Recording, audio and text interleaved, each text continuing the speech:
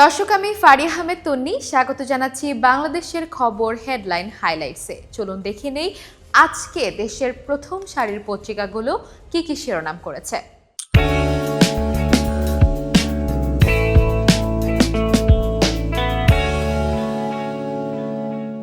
প্রথমেই বাংলাদেশের খবরের শিরোনাম। মুক্তিযোদ্ধাদের নির্ভুল তালিকা যাচাই বাছাইয়ে পার ৫৩ বছর। স্বাধীনতার পরে অন্তত ৭ বার তালিকায় সংযোজন বিয়োজন হয়েছে।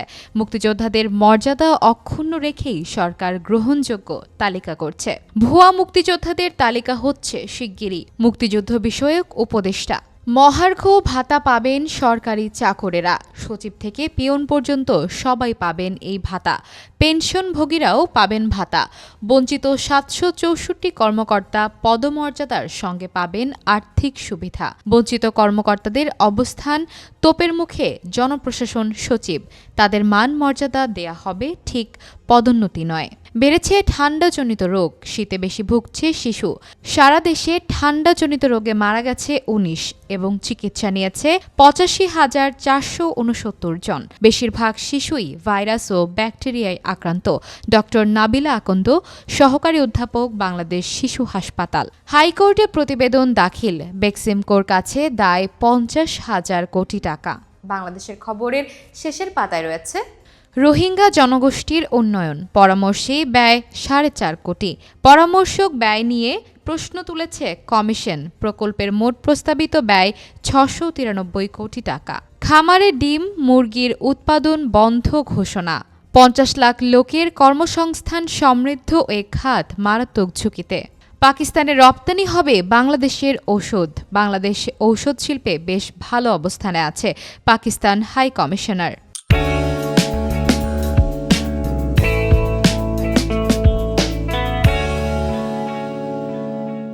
কালের কণ্ঠ শিরোনাম করেছে বদলে যাচ্ছে মুক্তিযোদ্ধার সংজ্ঞা।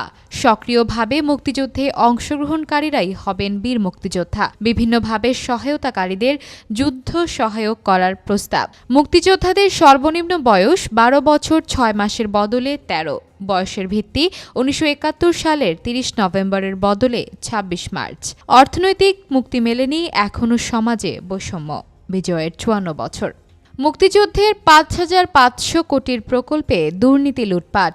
চলতি অর্থবছরে ৯ প্রকল্পে বরাদ্দ ১,৪২৩ কোটি। বীর নিবাস সহ অন্যান্য প্রকল্পে নিম্নমানের কাজ। বেনজির ও মতিউর পরিবারের বিরুদ্ধে দুদকের ৬ মামলা। কালের কণ্ঠের শেষের পাতায় আছে মানবিক বাংলাদেশ গড়ার প্রত্যয়। জনগণের ভোটাধিকার ফিরিয়ে দিতে হবে। সংবিধান সংস্কার না করে নতুন করে লিখতে হবে। কালের কণ্ঠের বিজয় দিবস, নতুন প্রত্যাশা শীর্ষক গোল টেবিল। হাইকোর্টে বাংলাদেশ ব্যাংকের প্রতিবেদন। বেক্সিমকোর বকেয়া ঋণ ৫০,০০০ কোটি টাকা। ৫৫,০০০ কোটা ফাঁকা রেখে শেষ হল হজ নিবন্ধন। ১,২৭,১৯৮ জনের কোটার মধ্যে রবিবার রাত ৯টা পর্যন্ত ৬৪,২৭০ জন হজ যাত্রী চূড়ান্ত নিবন্ধন করেছেন।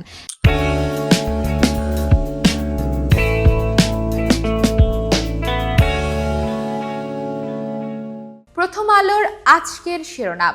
মুক্তিযোদ্ধার সংজ্ঞায় পরিবর্তন আসছে, তালিকা যাচাই হচ্ছে। মুক্তিযুদ্ধ বিষয়ক মন্ত্রণালয়। দেশে এখন বীর মুক্তিযোদ্ধার সংখ্যা ১,৯৭,৮০০। এর মধ্যে মাসিক ভাতা পান ১,৯৬,৪৫৪ জন। মুক্তিযোদ্ধাদের মধ্যে অনেকে চান রণাঙ্গনে যারা বন্দুক নিয়ে সশস্ত্র লড়াই করেছেন তারা মুক্তিযোদ্ধা হিসেবে খ্যাত হবেন। অন্য যারা সহযোগিতা করেছেন, বিভিন্ন ভূমিকা পালন করেছেন, নানাভাবে অবদান রেখেছেন, তারা আলাদাভাবে চিহ্নিত হবেন, সম্মানিত হবেন। ফারুকী আজম, বীর প্রতীক, উপদেষ্টা, মুক্তিযুদ্ধ বিষয়ক মন্ত্রণালয়। মুক্তিযুদ্ধ সর্বোচ্চ গৌরবের ২৪ তার ধারাবাহিকতা।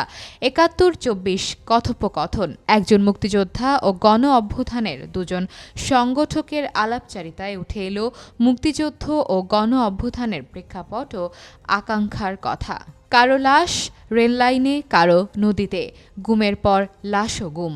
গুম সংক্রান্ত তদন্ত কমিশনের অন্তর্বর্তী প্রতিবেদনের প্রকাশযোগ্য অংশ গতকাল বিভিন্ন গণমাধ্যমকে সরবরাহ করেছে প্রধান উপদেষ্টার প্রেস উইং। চেতনানাশক ছাড়াই কারো ঠোঁট সেলাই করে দেয়া হতো, কাউকে দেয়া হতো বৈদ্যুতিক শক। কাউকে পেটানো হতো। প্রথম আলোর শেষের পাতায় রয়েছে ইতিহাস সংস্কৃতির বিবর্তন লেখায় তুলে ধরেছি আলোচনায় বদরুদ্দিন ওমর। প্রথমা প্রকাশনের বিজয় বইমেলা মঞ্চে নিজের লেখালেখি সম্পর্কে বলতে গিয়ে রাজনীতিসহ বিভিন্ন প্রসঙ্গের কথা উল্লেখ করেন। মুক্তিযুদ্ধে বিদেশি লেখক শিল্পী বন্ধু, ভালোবাসায় বাড়ানো হাত। মতিউর রহমান, প্রথমা প্রকাশন, 2022।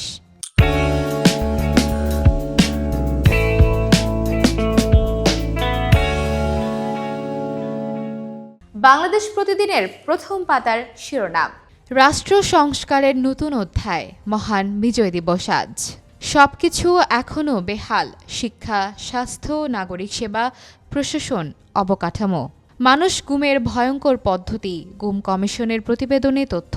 মাথায় গুলির পর সিমেন্টের ব্যাগে বেঁধে নদীতে ডুবিয়ে দেয়া হয়। বুড়িগঙ্গা শীতলক্ষ্যা হত্যার স্থান।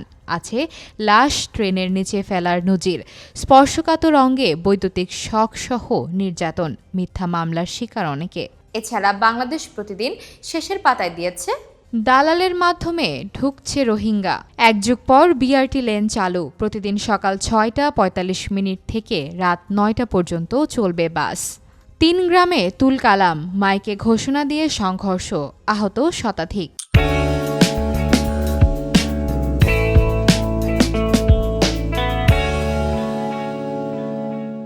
সমকাল শিরোনাম করেছে জনপ্রশাসনে পদোন্নতি, সরকারের এককালীন খরচ হবে অন্তত 68 কোটি টাকা। এত কর্মকর্তাকে একসঙ্গে পদ ও অর্থ দেওয়ার ঘটনা এবারই প্রথম। বঞ্চিত 764 কর্মকর্তা পদের সঙ্গে পাবেন আর্থিক সুবিধা। হত্যা করে সিমেন্টের বস্তা বেঁধে লাশ ফেলা হতো নদীতে, গুম তদন্ত প্রতিবেদন। সমকালের শেষের পাতায় আছে পুষ্টির অধিকার নিশ্চিতে জোর দিতে হবে, সমকাল এনআই গোলটেবিল বৈঠকে বক্তারা। কক্সবাজারে রোববার সমকাল ও নিউট্রিশন ইন্টারন্যাশনাল আয়োজিত গোলটেবিলে অতিথিরা।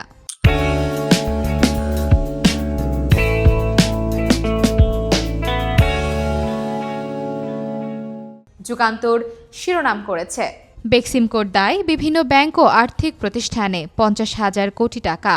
আদালতে শুনানিতে বাংলাদেশ ব্যাংকের আইনজীবী, জনতা ব্যাংক একাই দিয়েছে ঋণের প্রায় 50%, খেলাপি 31,000 কোটি টাকা। আজ মহান বিজয় দিবস, সাম্য ও মানবিক দেশ গড়ার অঙ্গীকার। গুম কমিশনের প্রতিবেদনে নির্যাতনের ভয়াবহ চিত্র, ঠোঁট সেলাই, বৈদ্যুতিক শক, মাথায় গুলি করে হত্যা। সিমেন্টে বেঁধে লাশ ফেলা হয় নদীতে, লাশ ছিন্ন বিচ্ছিন্ন করতে রেললাইনে ফেলে ট্রেনের অপেক্ষা। হত্যার স্থান বুড়িগঙ্গা ও শীতলক্ষ্যা নদী এবং পোস্তগোলা সেতু এলাকা।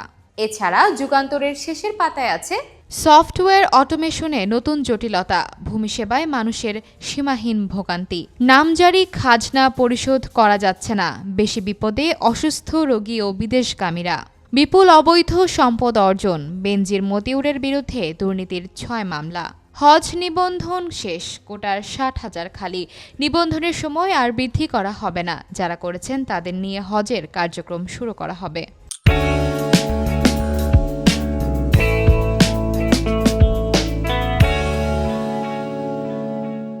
বাংলাদেশ নিউজ শিরোনাম করেছে রামোস হত্যা 6 Bangladeshi investment in Taimur least.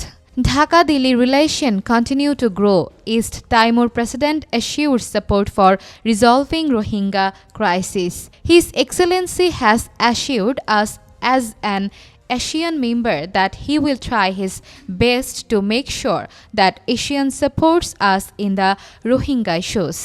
Freedom-loving armed forces created course of action for victory.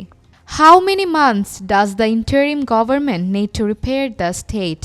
Tariq Rahman questions interim government transparency. Bangladesh News-এর শেষের পাতায় আছে A bitter cold winter takes a toll on children. Rising numbers of winter illnesses. Between November 15 and December 4, 19 people died of cold-related illnesses, while 85,469 saw treatment across the country. Supreme Judicial Council submits reports on several justices to President. On October 16, Chief Justice Said Rifat Ahmed put 12 justices on leave. BRT launches bus service for new pairs of commuter trains on Dhaka-Joydepur route. Taka 70 will be charged as the fare for the BRT lane from Shibbari BRT terminal to the airport. Taka 140 from Shibbari to Gulistan by BRT buses. তো দর্শক, এই ছিল আমাদের আজকের headline highlights. বিদায় নিচ্ছি, আগামীতে আবার দেখা হচ্ছে। সে পর্যন্ত বাংলাদেশের খবরের সাথেই থাকুন।